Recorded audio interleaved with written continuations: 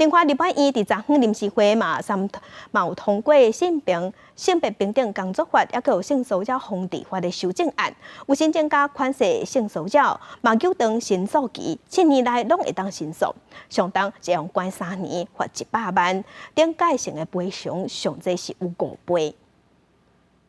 性骚扰防治法修正通过。三读公推也宣告性别3法修法正式结束，包括立法修正通过的性别平等教育法30日立法院临时会最后一日，佮三读性骚扰防治法甲性别平等工作法、性骚法增订条文，并确定其宽限性骚加重刑罚，相当处3年徒刑。经过申诉调查成立者，相当罚60万，也延长申诉时效，要求保护被害者雇主。主管机关爱推动性骚扰防治业务。在这跟所有的被害人一鞠躬，是你们的伤痛，你们的勇敢，开出了一条改革的血路，给了台湾社会，也给了我们立法院这一次改革的机会。希望这次修法呢，在重视权势性骚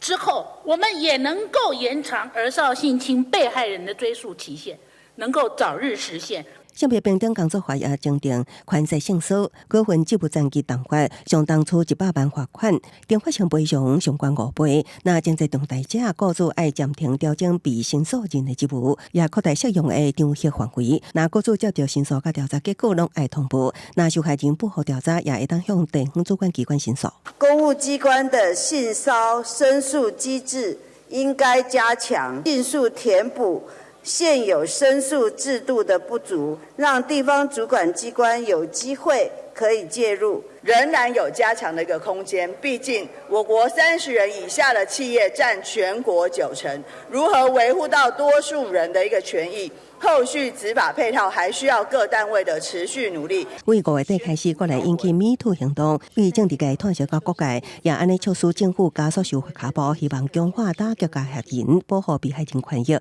完善性骚扰防治制度。记者综合报道。